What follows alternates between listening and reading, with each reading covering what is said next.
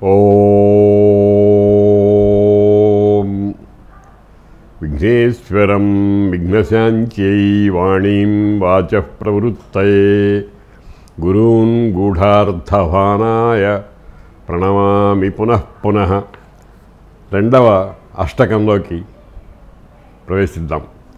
సంగస్సత్సు విధీయతాం భగవతో భక్తిర్దృఢాధీయతాం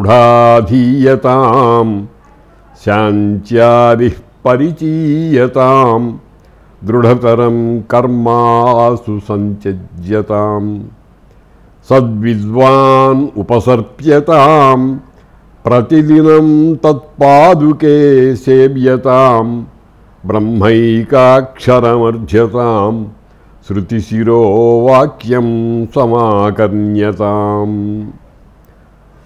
మొదటిది ప్రాథమికమైనటువంటి అడుగులు. అంటే మొదట 8 మెట్లు ప్రధానంగా ఆయా పనులకు సంబంధించినటువంటివి.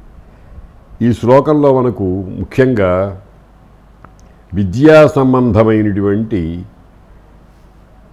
ధోరణి కనిపిస్తోంది.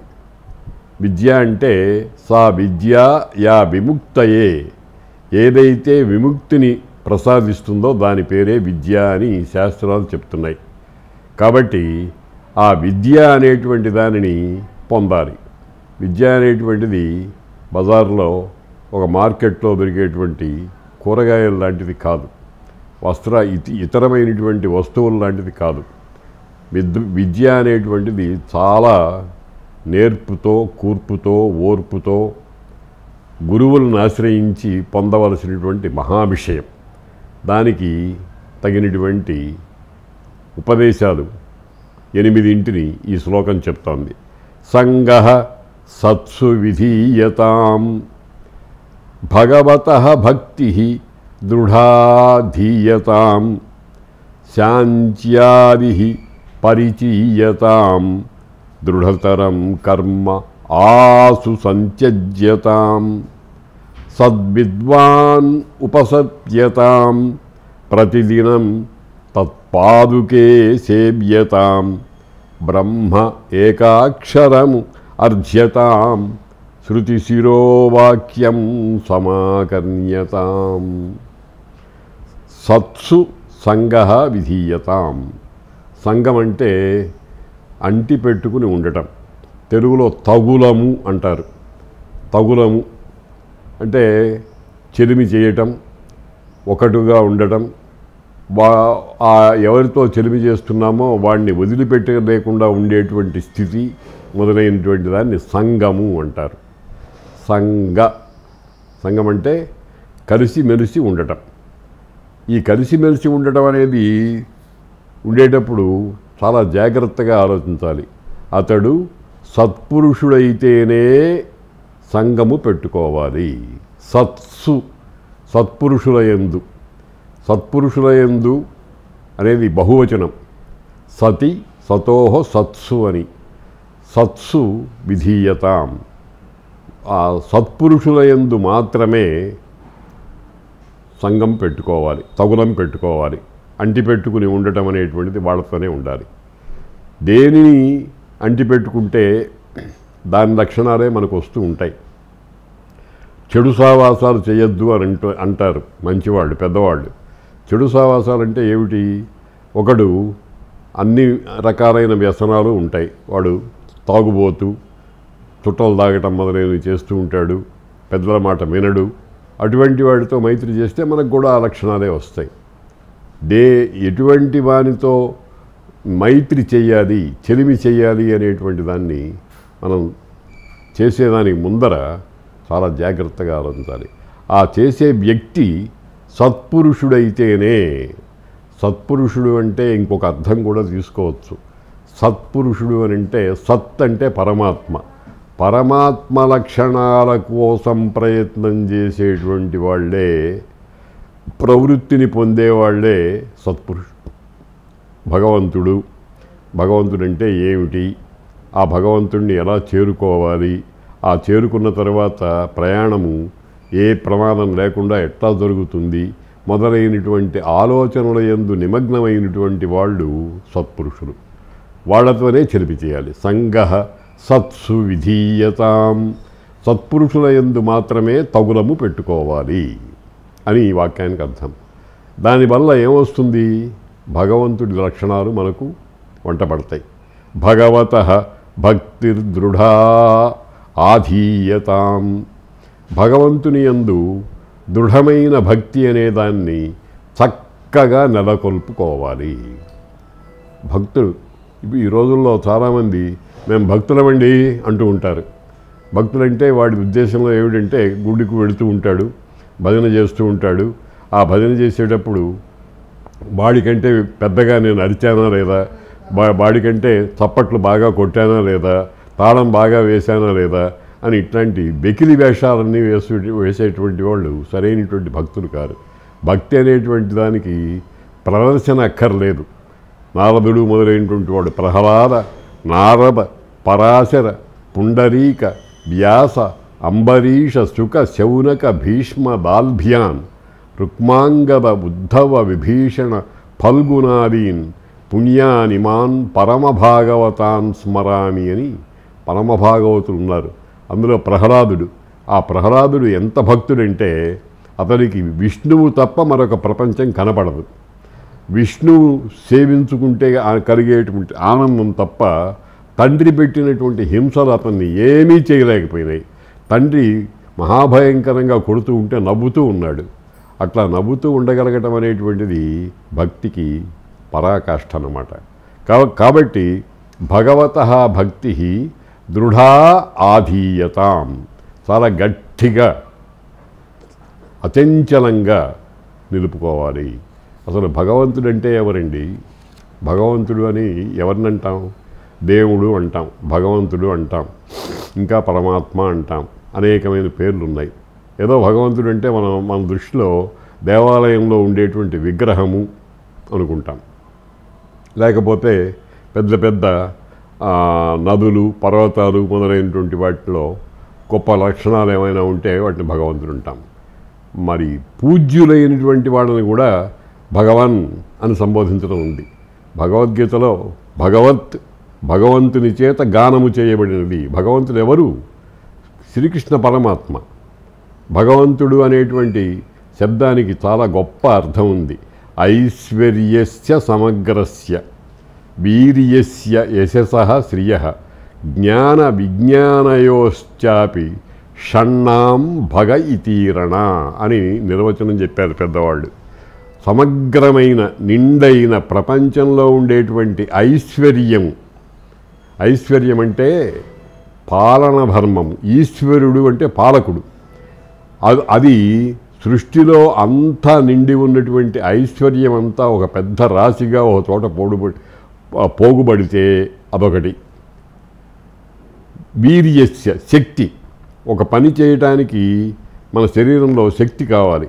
ఒక్కొక్కడు తన చేత్తో 40-50 కేజీలు ఉండేటువంటి ఇనప దండాన్ని అలవోకగా ఎత్తుతాడు. ఒకడు చిన్న గడ్డి పలక ఎత్తినా కానీ ఒడిగిపోతూ ఉంటుంది. శరీరంలో శక్తిలో తేడా ఉంటుందన్నమాట. వీర్యము అంటారు దాన్ని. అటువంటి వీర్యము సృష్టిలో ఎంతుందో అదంతా పోగుబడితే రెండవ మూట. ఐశ్వర్యస్య సమగ్రస్య వీర్యస్య యశసః, ధర్మస్య అని అంటారు, లేకపోతే యశస్సు. యశస్సు అంటే కీర్తి. అందరూ గొప్పగా చెప్పుకోవటం అనేటువంటి లక్షణానికి యశస్సు అని పేరు. యశస్సు అంటే అంతటా అన్ని చోట్లకి వ్యాపించేది అని అంటారు. ఉదాహరణకి శ్రీరామచంద్రుడు ఉన్నాడు. ఎక్కడో అయోధ్యానగరం, తర్వాత సరయూ నది, కొన్ని మహాయుగాల వెనకాల ఎప్పుడో పుట్టినటువంటి వాడు. ఆయన్ని గురించి ఎప్పటిదాకా మనం చెప్పుకుంటున్నాం. అదే యశస్సు. ఐశ్వర్యస్య సమగ్రస్య వీర్యస్య యశస్సః శ్రియః సంపద. సంపద అంటే ధనము, వస్తువులు, వాహనములు, బంగారము మొదలైనటువంటివి చాలా పుష్కలంగా అక్కర్లేనంతగా ఉండటాన్ని సంపద అంటాం, శ్రీ అంటాం. ఆ శ్రీ అది కూడా సమగ్రంగా ఉంటాం. తర్వాత జ్ఞానము విజ్ఞానము అని 2 లక్షణాలు ఉన్నాయి. జ్ఞానము అంటే మోక్షం నందు బుద్ధి, విజ్ఞానము అంటే శిల్పశాస్త్రముల యందు తెలివితేటలు. శిల్పశాస్త్రములు అంటే ఇప్పుడు కాలంలో science and technology. Science and టెక్నాలజీకి సంబంధించిన తెలివితేటలని విజ్ఞానం అంటారు. దాన్ని దాటి అవతల ఉండేటువంటి భగవంతుడు మోక్షమునందు బుద్ధి ఏదైతే ఉందో దాన్ని జ్ఞానము అంటారు. ఇట్లా 6 లక్షణాలు సమగ్రమైన ఐశ్వర్యము, వీర్యము, యశస్సు, సంపద, జ్ఞానము, విజ్ఞానము అనేటువంటివి. ఇవి మిగులు లేకుండా ఒక్కచోట ఎక్కడైతే ఉన్నాయో అతనికి భగవంతుడు అని పేరు. మన మనుషుల్లో మనకి కాస్తో కూస్తో డబ్బు ఉండేవాడు ఉంటాడు, ధనవంతుడు అంటాం. ధనం అంటే రూపాయి కూడా ధనమే. వాడిని ధనవంతుడు అనం. ధనము పుష్కలంగా కలవాడు అని, అక్కర్లేనంతగా ఉన్నవాడు అని. అట్లాగే బుద్ధిమంతుడు అంటే ఏదో ఒక బుద్ధి ప్రతివాడికి ఉంటుంది, కాబట్టి ప్రతివాడు బుద్ధిమంతుడు కాడు. చక్కని అందరికీ ఆదర్శప్రాయమైనటువంటి బుద్ధి కలిగినటువంటి వాడిని బుద్ధిమంతుడు అని అంటాం. ఈ రకంగా భగవంతుడు అని అంటే 6 షడ్గుణ ఐశ్వర్య సంపద అంటారు. అటువంటి దాన్ని భగము అంటారు. అది కలవాడు భగవంతుడు. భగవంతుడు శ్రీకృష్ణ పరమాత్మ లాంటి వాడు ఒక్కడే, శ్రీరామచంద్రుడు మొదలైనటువంటి వాడు. ఆ భగవంతుని యందు మనము అచంచలమైనటువంటి దృఢమైనటువంటి భక్తిని ఏర్పాటు చేసుకోవాలి అని ఉపదేశం చేస్తోంది ఈ శ్లోకం. భక్తి భగవతో భక్తి దృఢాధీయతాం శాంత్యాది పరిచీయతాం. శమము, దమము, తితిక్ష, ఉపరతి మొదలైనటువంటి 6 గుణాలు ఉన్నాయి, గొప్ప గుణాలు. శమము అంటే అంతరింద్రియ నిగ్రహం. మనస్సు ఉంది, ఈ మనస్సుని అంతరింద్రియం అంటారు. అంతరింద్రియం అనేటువంటిది తక్కిన 5 ఇంద్రియాలు ఉన్నాయి, కన్ను, ముక్కు, చెవి, చర్మము, నాలుక అనేటువంటివి. వీటిని 5 ఇంద్రియాలు అని అంటారు. వీటన్నిటికీ కమాండర్ ఇన్ చీఫ్ మనస్సు. కంటిని దాన్ని చూడు అనేది మనస్సు, నాలుకను రుచి చూడు అని చెప్పేది మనస్సు, చెవిని శబ్దం విను అని చెప్పేది మనస్సు. అట్లా అన్ని ఇంద్రియాల మీద అధికారం ఉన్నటువంటి దాన్ని మనస్సు అంటారు. అందుకనే మనఃషష్ఠాని ఇంద్రియాణి అని భగవద్గీత అంటోంది. మనస్సుతో పాటు 6 అయినటువంటి మనస్సు 6వదిగా ఉన్నటువంటి ఇంద్రియాలు అంటే పంచ ఇంద్రియాలను మనస్సు. ఆ మనస్సుని అదుపులో పెట్టుకోవాలి. మనమందరం కూడా ఎంత విచిత్రమైన జీవులం అంటే మనస్సు ఎటులాగితే అడిపోతూ ఉంటాం. మనోరథము అంటూ ఉంటారు. మనస్సు మనం లాక్కుపోతుంది. ఏదో అక్కడ మంచి పదార్థం ఏదో దొరుకుతోంది అని అంటే ఇంట్లో హాయిగా అన్నం తింటున్నవాడు చెయ్యి కూడా కడుక్కోకుండా పరిగెత్తుతూ ఉంటాడు. దానికి కారణం ఏమిటి? మనస్సు యొక్క చంచలత్వం.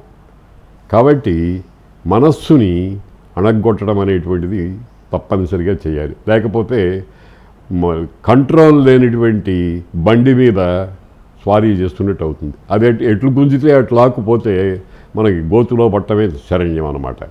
మనకి అధికారం ఉండాలి మనస్సు మీద. మనస్సుకి మన మీద అధికారం ఉన్నట్టయితే మనం సర్వనాశనం అయిపోతాం. అందుకని ఆ శాంతి అనేదాన్ని సాధించాలి. అలాగే ఇంద్రియాల మీద కూడా పట్టు ఉండాలి. ఇంద్రియం అది కావాలి, శబ్దం కావాలి, రూపం కావాలి, రసం కావాలి, స్పర్శ కావాలి, వాసన కావాలి అంటూ ఉంటుంది. అవి కావాలి అనేటువంటి వాటిని అన్నింటినీ తెచ్చిపెట్టి వాటికి తృప్తి కలిగించడం అనేటువంటిది ఎవరికి సాధ్యం కాదు. ప్రాకులాడుతూ ఉండటమే కానీ ఏది లభించదు. దాన్ని దమం అంటారు. తర్వాత తితిక్ష అంటే సహనం సర్వదుఃఖానాం అప్రతీకారపూర్వకం. అనేకమైన కష్టాలు వచ్చి పడుతూ ఉంటాయి, వాటిని ప్రతీకారం లేకుండా సహించటం అనేటువంటి దానికి తితిక్ష అని పేరు. ఇటువంటి శాంతి మొదలైన శమము, దమము, తితిక్ష, ఉపరతి అంటే విషయాల నుంచి మన ఇంద్రియాలను వెనక్కి లాక్కుంటూ ఉండడం. ఈ పనులన్నీ చేస్తూ ఉండాలి. శాంత్యాది పరిచీయతాం. వాటిని చాలా పెంపొందించుకోవాలి. గింజ కూడిపెడుతుంది చూడండి. ఒక చీమ ఓ బెల్లం ముక్క ఉందంటే దాని నోటికి అందేది చిన్న అణు మాత్రం, కానీ అది తీసుకొచ్చి పోగు పెడుతూ ఉంటుంది. చీమలు మొదలైనటువంటి పురుగులు మొదలైనటువంటివి బియ్యపు గింజలు మొదలైనవి సేకరించి రాసి పెడుతూ ఉంటాయి. ఆ రకంగా కూర్చుకోవటం దేన్ని శమము దమ్మము మొదలైనటువంటి షడ్గుణ ఐశ్వర్య సంపద అని అంటారు. దానిని కూర్చుకోవాలి. శాంత్యాది పరిచీయతాం దృఢతరం కర్మ ఆసు సంత్యజ్యతాం. కర్మ అంటే చేసే పని. ఒక పని చేశాము అని అంటే దాన్ని ఆశ్రయించి ఫలం ఉంటుంది. ఏ పని చేసినా సరే దానికి ఫలం అనేది ఉంటుంది. ఆ ఫలము మనకు బంధాన్ని కలిగిస్తుంది, కట్టిపడేస్తుంది. దాన్ని వదిలించుకోవడం సాధ్యం కాదు. కాబట్టి ఏం చేయాలి? కర్మ చెయ్యక తప్పదు. నహి కశ్చిత్ క్షణమపి జాతు తిష్టత్ యకర్మకృత్ అని భగవంతుడు చెప్పాడు. ఒక్క క్షణం కూడా ఏ పని చేయకుండా ఎవరూ ఉండలేడు.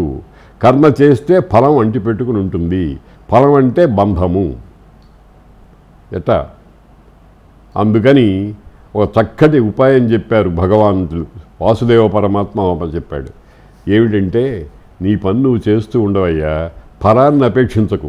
అది కావాలి ఇది కావాలి అనుకోకు. నువ్వు చేయాల్సిన పని చెయ్యి. దాన్నే నిష్కామ కర్మ అంటారు. ఏ కామము లేకుండా నీ పని నువ్వు చెయ్యి. ఇందాక అనుకున్నాను చూడండి, హృదయము గుండెకాయ అనేటువంటిది కొట్టుకునే ఉంటుంది. లబ్ డబ్ అని మనం ఎన్ని సంవత్సరాలు బతికామో అన్ని సంవత్సరాలు. ముక్కులో పీల్చే గాలి వదిలే గాలి. దీని మీద మనం ఏమన్నా ఓ ముక్క గాలి పీల్చవే, ఓ ముక్క గాలి వదలవే అని అన్నామా, దాని పని అది చేసుకుపోతోంది. అటువంటి నిష్కామ కర్మము అనేటువంటి దాన్ని పెంపొందించుకున్నట్టయితే బంధం ఉండదు. అందుకనే ఏం చెప్తున్నారు ఇక్కడ? దృఢతరం కర్మ ఆసు సంత్యజ్యతాం. కర్మమును వదిలిపెట్టేసేయాలి. కర్మ వదిలిపెట్టడం సాధ్యం కాదు. కర్మ ఫలాన్ని అపేక్షించకుండా ఉండాలి. దృఢతరం కర్మ ఆసు సంత్యజ్యతాం. చక్కగా ఏమీ మిగలకుండా వదిలిపెట్టేసేసుకోవాలి. ఒక పాత్రలో మనం ఏదో తినే పదార్థాన్ని పెట్టుకుని తిన్నాం. తిన్న తర్వాత ఆ పాత్రని శుద్ధి చేయాలి. ఆ శుద్ధి చేసేటప్పుడు మాలిన్యము ఒక కొంచెం మాత్రం ఉన్నా అది విషమైపోతుంది. భాగవత మాహాత్మ్యంలో ఒక అద్భుతమైన విషయం చెప్పారు. యత్ ప్రాతః సంశ్రితంచ అన్నం సాయం తచ్చ వినశ్యతి. పొద్దున ఒక గిన్నెలో అన్నం వండి పెట్టుకున్నాం. తినటానికి ఏదో ఇబ్బంది వచ్చింది. సాయంకాలం దాకా ఆ వండిన అన్నం అట్టాగే ఉంది. సాయంకాలం పొద్దున 6ంటికి వండిన అన్నము సాయంకాలం 6ంటికి ఏమవుతుంది? పాసిపోతుంది. వెంటనే తినేసేయాలి, లేకపోతే తినడానికి యోగ్యం కాదు, అసహ్యం పుడుతుంది, దాన్ని వాసన కొడుతుంది. యత్ ప్రాతః సంశ్రితంచాన్నం సాయం తచ్చ వినశ్యతి తదన్నరస సంపుష్టే కాయే కానామనిత్యత అని అన్నారు. అటువంటి అన్నంతో పెరుగుతున్నటువంటి ఈ శరీరమునందు నువ్వు నిత్యత్వ భావన ఎట్లా పెట్టుకుంటావయ్యా అని అన్నారు. కాబట్టి కర్మఫలాపేక్ష లేకుండా కర్మ సంత్యజ్యతాం. కర్మ దాని మానాన్ని చేస్తూ ఉండు, ఫలాన్ని మాత్రం అపేక్షించకు. వస్తే దాన్నే భగవద్గీతలో ఏం చెప్పారు? యదృచ్ఛాలాభ సంతుష్ట. దానంతటా ఏదైనా ఒక ఫలితం వస్తే దాన్ని అది హేయము కాకపోతే, అంటే అది మనకి ప్రమాదకరమై వదిలిపెట్టేయాల్సింది కాకపోతే దాన్ని తీసుకోవచ్చు. దానంతట అది వస్తే. అంతేగాని అది ఏమైనా సరే రావాలి అని పట్టుబడితే ప్రమాదం వస్తుంది. దృఢతరం కర్మ ఆసు సంత్యజ్యతాం సద్విద్వాన్ ఉపసర్ప్యతాం. విద్వాన్ అంటే జ్ఞాన సంపన్నుడు, తెలిసినవాడు. దేనిని తెలిసినవాడు? తెలియదగినటువంటి విషయాలు లోకంలో రెండే ఉన్నాయి. ఒకటి జ్ఞానము, ఇంకొకటి విజ్ఞానము. విజ్ఞానము అంటే భౌతిక ప్రపంచానికి సంబంధించింది, జ్ఞానము అంటే పరమాత్మకు సంబంధించినది. ఈ భౌతిక విజ్ఞానము ద్వారా వేదం ఏం చెప్తోందంటే అవిద్యయ మృత్యుం తీర్త్వా విద్యయ అమృతమశ్నుతే అన్నది. ఈ అవిద్య చేత మృత్యుతరణం చేస్తాం. మృత్యు అంటే అజ్ఞానం. ప్రమాదం వై మృత్యురహం బ్రవీమి అంటారు సనస్సు జాతుల వారు. ప్రమాదం అంటే ఏది ఏదో సరిగా తెలుసుకోకపోవటం, అదే చావు అని అన్నారు. కనుక దాన్ని వదిలిపెట్టేసేయాలి. ఆ వదిలిపెట్టినటువంటి వారు విద్వాన్, చక్కగా తెలియదగిన దానిని సమగ్రంగా తెలిసినటువంటి వారు ఎవరైతే ఉన్నారో వాళ్ళని విద్వాన్ అంటారు. అందులో కూడా మళ్ళీ సద్విద్వాన్, సత్ అంటే పరమాత్మ తత్వాన్ని చక్కగా తెలిసినటువంటి మహానుభావులు ఎవరైతే ఉన్నారో వాళ్ళ దగ్గరికి మెల్లగా చేరుకోవాలి. గురుమేవా అభిగచ్చేత్ అంటోంది వేదం. గురువు దగ్గరికి వెళ్ళాలి. గురువు అంటే శిష్య హృత్తాపహారకుడైన గురువులు కొంతమంది, శిష్య విత్త అపహారకులైన గురువులు కొంతమంది. శిష్యుల దగ్గర నుంచి నాకు ఆ ధనం తీసుకురా, ఈ ధనం తీసుకురా అని వాళ్ళని ఇబ్బంది పెట్టేటువంటి గురువులు కొంతమంది ఉంటారు. అది వాళ్ళు సరైన గురువులు గారు. శిష్యుని హృదయంలో ఉండేటువంటి తాపము 3 రకాలుగా ఉంటుంది. తాపత్రయము అంటాం. ఆధ్యాత్మికం, ఆధిభౌతికం, ఆధిదైవికం అని 3 రకాలైన తాపాలు. ఆ శిష్యుని హృదయంలో ఉన్నటువంటి ఆధ్యాత్మిక, ఆధిభౌతిక, ఆధిదైవిక తాపాలు 3ంటిని కూడా తొలగించేటువంటి వాడెవరో అతడే సరి అయినటువంటి గురువు. సద్విద్వాన్ అటువంటి గురువుని ఉపసర్ప్యతాం, మెల్లగా వెళ్ళాలి. గురువు దగ్గరికి ఎలా వెళ్ళాలో కూడా భగవంతుడు చెప్పాడు. మెల్లగా, ఔద్ధత్యం లేకుండా, వినయపూర్వకంగా, అతనికి ఏది ప్రియమో అటువంటి సమిత్పాణి, సమిధలు, యజ్ఞానికి పనికొచ్చేటువంటి చిన్న చిన్న చిరుకులు మొదలైనవి తీసుకువెళ్ళి మెల్లగా అడుగులో అడుగు వేసుకుంటూ ఆయనకి ఆయన ఆదరం కలిగేట్టుగా వెళుతూ పాద నమస్కారం చేసి ప్రణామం చేయాలి. ఆ విధంగా గురువు దగ్గరికి వెళ్ళాలి. సద్విద్వాన్ ఉపసర్ప్యతాం ప్రతిదినం తత్పాదుకే సేవ్యతాం. అటువంటి గురువుగారి పాదుకలను చాలా చక్కగా సేవించుకుంటూ ఉండాలి. పాదుకలంటే జడ పదార్థాలు కదా, కాళ్లకు దొడుక్కునే చెప్పులు కదా. ఆ చెప్పులు అనేటువంటివి పాద రక్షలు అంటాం. పాదాన్ని రక్షిస్తాయి. పాదాన్ని రక్షించడం అంటే ఏమిటో తెలుసునా? పాదాన్ని రక్షించడం అంటే శరీరాన్ని అంతటినీ రక్షించడం. పాదం మీదనే కదా శరీరం అంతా కూడా ఆధారపడి నిలిచింది. అటువంటి పాదాన్ని రక్షించేటువంటి పాదుకలు, గురు పాదుకలు.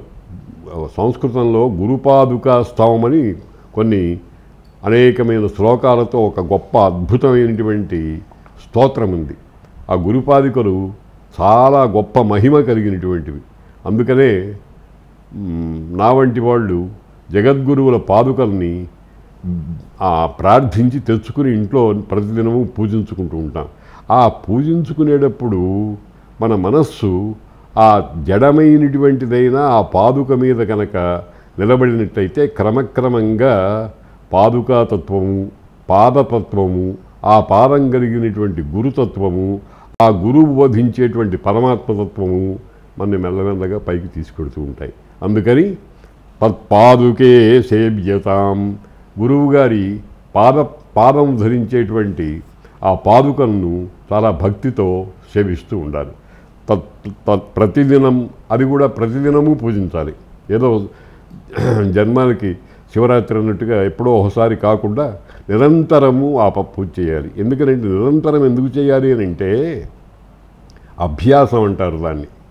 అభ్యాసం అంటే ఒక పని చేసిందే మళ్ళీ మళ్ళీ మళ్ళీ మళ్ళీ చేస్తూ ఉండడం. చిన్నప్పుడు పలక మీద ఆ అని రాసి దిద్దమనేవాళ్ళు. ఒకసారి రాస్తే ఆ వంకర టింకర్లుగా వస్తుంది.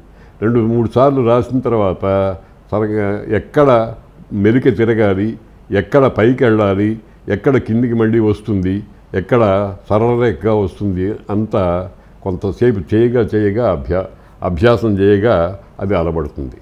అలవడిన తర్వాత స్వయంగా రాయగలరు.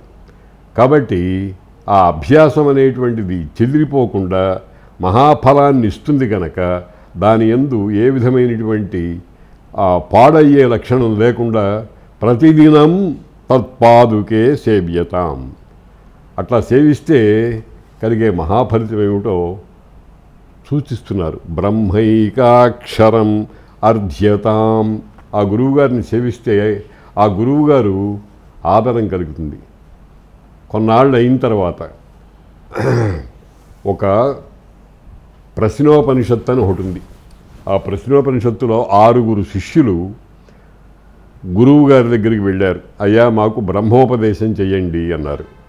అంటే, నాయన మీరు చాలా గొప్పవాళ్ళు, రండి కూర్చోండి, పట్టండి అని అన్నారు. ఆయన ఒక మాట అన్నారు.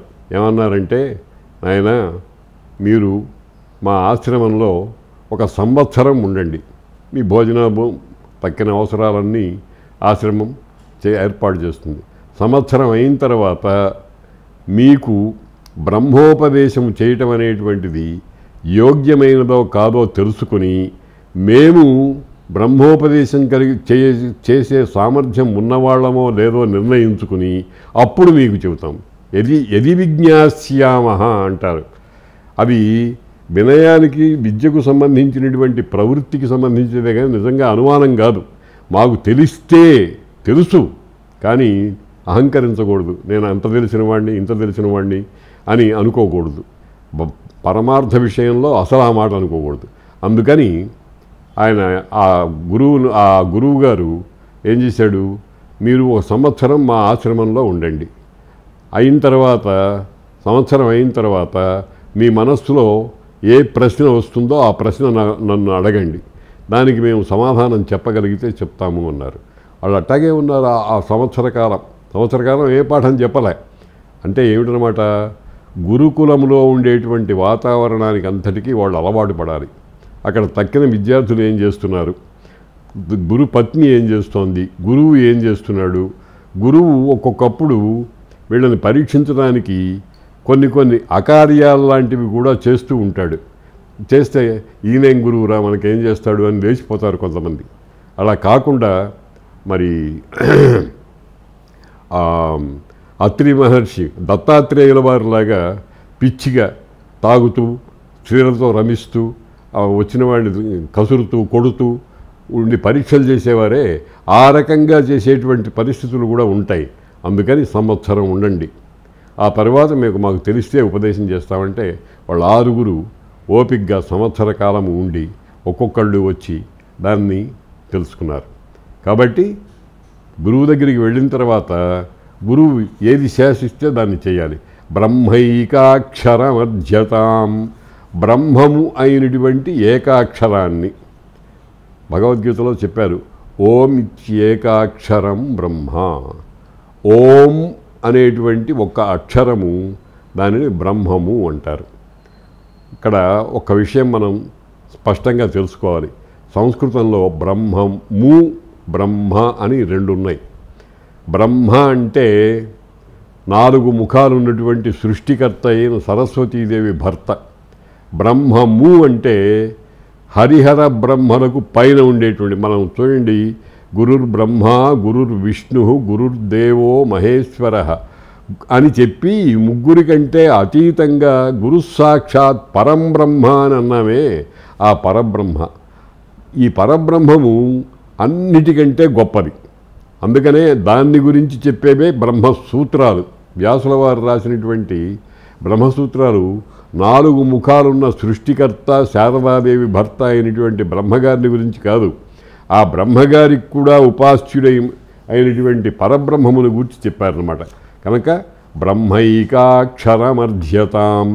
బ్రహ్మ రూపమైనటువంటి ఏకాక్షరము, ఏకమైనటువంటి అక్షరము ఒక్కటే. అది ఏమిటి? భగవద్గీతలో స్పష్టంగా చెప్పారు. ఓం ఇత్యేకాక్షరం బ్రహ్మ. ఓం అనేదాన్ని ప్రణవము అంటారు. ప్రణవము, అతిశయమైనటువంటి, నవము కొత్తది అని శబ్దార్థం. లేకపోతే 9 సముదాయము అని. ప్రణవము అంటే ఓంకారము.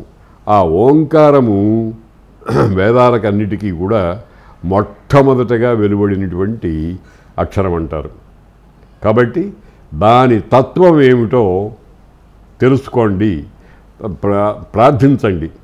గురువుగారిని, అయ్యా మాకు ఏకాక్షరమైనటువంటి బ్రహ్మము తత్వాన్ని మాకు ఉపదేశం చేయండి అని అడగండి.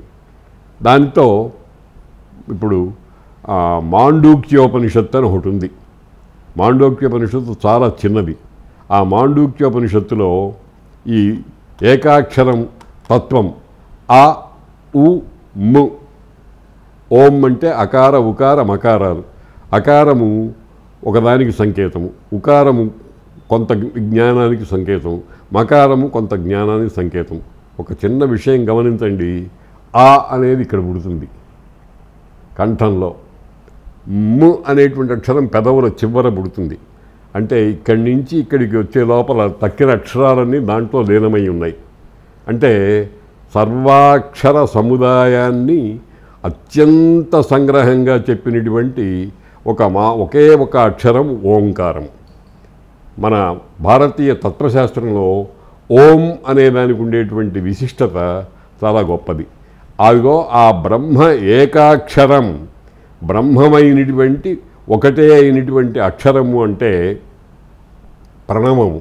ఓంకారము అనేదాన్ని గురువుగారి కాళ్ళ మీద పడి గురువుగారి అనుగ్రహాన్ని సంపాదించుకుని గురువుని ప్రసన్నుణ్ణి చేసుకుని, ఏదో నాకు ఓంకారం చెప్పండి, మీకు కావాల్సి వస్తే కాస్త డబ్బులు ఇస్తాను అనేది సరైన పద్ధతి కాదు. అది మా భారతీయ సంప్రదాయం కాదు. సంప్రదాయం గురువుని చాలా వినయంగా పూజించాలి. అతను కొట్టినా తిట్టినా భరించాలి. అతని దగ్గర అతని భార్యకు పిల్లలకు సేవ చేయాలి. ఇదంతా ఏమిటంటే జీవితంలో ఎట్లా బతకాలో బతక నేర్చిన వాడంటామే చూడండి. బతక నేర్చడానికి కావాల్సినటువంటి ప్రక్రియ అంతా గురుకులంలోనే వాడు సంపాదించుకుంటాడు. గురువు పని చెప్తున్నాడు అంటే రేపు నీవు జీవితంలో ప్రవేశించిన తర్వాత ఇటువంటి పని చేయాల్సి వస్తుంది అని నేర్పడం. అందుకని అటువంటి దానికి సేవ చేయాలి. అందుకనే సేవ అనేదానికి శుశ్రూష అనేటువంటి పేరు సంస్కృతంలో ఉంది. శుశ్రూష అంటే నిజానికి మంచి విషయాల్ని వినాలి అనే కోరిక. ఆ కోరికతో చేసే సేవ అంతా శుశ్రూష అయిపోయింది. బ్రహ్మైకాక్షరమధ్యతాం, తర్వాత శృతి శిరో వాక్యం సమాకర్ణ్యతాం. శృతి శిరస్సులు, వేదాంతము అంటారు. శృతి అంటే వేదం. మన భారతీయ సంప్రదాయంలో వేదము అంటే పుస్తకాల్లో రాసిన అక్షరాలు కాదు. అవి గురువు దగ్గర నుంచి శిష్యుని చెవి ద్వారా లోపలికి వెళ్ళేటువంటివి. మన వేద పండితులందరూ కొంతమందికి అక్షరాలు చదవటం కూడా చేత కాదు, కానీ ఘనపాఠులు, క్రమపాఠులు, ఇంకా అనేకమైనటువంటిది 84 పన్నాలు గడగడ వర్ణము, స్వరము, మాత్ర, బలము, సామ, సంతానము అనే 6 లక్షణాలు ఎక్కడ బెసక్కుండా చెప్పగలిగినటువంటి మహాపండితులు ఉన్నారు. పుస్తకం చూసి చూడరు వాళ్ళు. పుస్తకం చూసి చదివేటువంటిది సరైన చదువు కాదు. పుస్తకస్థాచయ విద్య పరహస్తేచ యద్ధనం కార్యకాలే సమాయాతేన సా విద్యాన తద్ధనం అన్నారు. పుస్తకంలో ఉన్న విద్య, పరుల చేతిలో ఉండేటువంటి ధనము పని వచ్చినప్పుడు పనికి రావటం, మనకు ఉపయోగపడవట. అందుకని విద్య అంతా కూడా హృదయంలో ఉండాలి, కంఠస్థమై ఉండాలి. ప్రాచీన కాలంలో ఆ రకంగా చేయించేటువంటి వాళ్ళు శృతి. అందుకనే వాటికి శృతి అని పేరు వచ్చింది. అంటే వినికిడి ద్వారా నేర్చుకోబడేది అని స్థూలంగా దానికి అర్థం. వాటి యొక్క శిరస్సులు అంటే చివరి భాగాలు. వేద అంతము. అంతము అంటే వేదంతో కలిసి వేదార్థాన్ని చక్కగా పొందికగా అమర్చుకుని చెప్పేటువంటివి. దాన్నే ఉపనిషత్తులు అంటారు. శృతి శిరో వాక్యం అంటే ఉపనిషత్తుల్లో ఉండేటువంటి వాక్యాలు. ఉపనిషత్తుల్లో వాక్యం అంటే చూడండి, బ్రహ్మము అంటే ఏమిటి అంటే ఉపనిషత్తు ఏం చెప్తోంది? సత్యం, జ్ఞానం, అనంతం బ్రహ్మ. భృగువు అనేటువంటి వాడు పుత్రుడు, వరుణుడు అనేటువంటి వాడు తండ్రి దగ్గరికి వెళ్ళి అధీహి భగవో బ్రహ్మేతి, నాయనగారు అన్లా. పరమ పూజ్యులైనటువంటి గురువు కొడుకే, పరమ పూజ్యులైనటువంటి గురువు గారు నాకు బ్రహ్మమును ఉపదేశించండి అన్నాడు కొడుకు. వరుణుడు పితరం ఉపససార, మెల్లగా ఆయనకు ఏమీ ఆయన మనస్సు చెదిరిపోకుండా ఏ విధమైనటువంటి కోపతాపాలు రాకుండా చక్కగా ప్రసన్నంగా ఉండేట్టుగా చేసుకుని వెళ్ళి నాకు బ్రహ్మమును ఉపదేశించండి అని అడిగాడు. అడిగితే ఆయన, మా నాయన ఎంత మంచివాడివిరా, మహావిషయాన్ని అడిగావు అని సంకలు కొట్టుకోలే. అప్పుడు ఆయన ఒక మాట చెప్పాడు. ఏమన్నాడంటే, తపసా బ్రహ్మ విజిజ్ఞాసస్వ, నువ్వు తపస్సు చేసుకోనాయనా, బ్రహ్మమును తెలుసుకో అన్నాడు. ఇదే ఆయన చేసిన ఉపదేశం. కాకపోతే కొన్ని గుర్తులు చెప్పాడు. యతోవా ఇమాని భూతాని జాయంతే ఏన జాతాని జీవంతి యత్ప్రయంత్యభిసంవిశంతి తద్విజిజ్ఞాసస్వ తద్బ్రహ్మేతి అని ఇట్లా చెప్పాడు. ఈ భూతములన్నీ కూడా ఎక్కడి నుంచి పుడుతున్నాయో, ఎక్కడ ఉంటున్నాయో, ఎక్కడ లయమైపోతున్నాయో అది బ్రహ్మము నాయన అన్నాడు. వాడు తపస్సు చేసుకుని నువ్వే తెలుసుకో అన్నాడు. బ్రహ్మం అంటే ఇదేం చెప్పలే. ఉత్తమమైన గురువు యొక్క లక్షణం అది. కాబట్టి శృతి శిరో వాక్యం, ఉపనిషత్తుల వాక్యాలన్నింటినీ కూడా సమాకర్ణ్యతాం, శ్రద్ధ భక్తులు ఏమాత్రము తొలగిపోకుండా వాటిని జాగ్రత్తగా విని మననం చేసుకుని, మన 3 దశలు ఉన్నాయన్నారు. శ్రవణము, మననము, నిధిధ్యాసనము. శ్రవణం అంటే గురువు ముఖం నుంచి వినటం, విన్నదానిని మళ్ళీ మళ్ళీ అనుకోవటానికి మననం అని పేరు. అనుకున్న తర్వాత నిధిధ్యాస అనుకుంటారు కొంతమంది. దిధ్యాస అంటే ధ్యాతుమిచ్చ, ధ్యానం చేయటం. ధ్యానం అంటే తైలధారావత్ అవిచ్ఛిన్నం ధ్యానం అంటారు.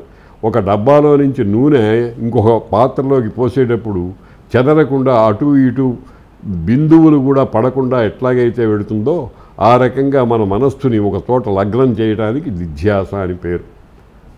ఆ ధ్యానం చేయటం కోరిక అది చాలా గట్టిగా ఉండాలి అని అంటారు కనుక దిధ్యాస, నితరాం దిధ్యాస అని. ఈ శ్రవణ మనన నిధిధ్యాసనల ద్వారా విషయం అనేటువంటిది అనుభవానికి వస్తుంది.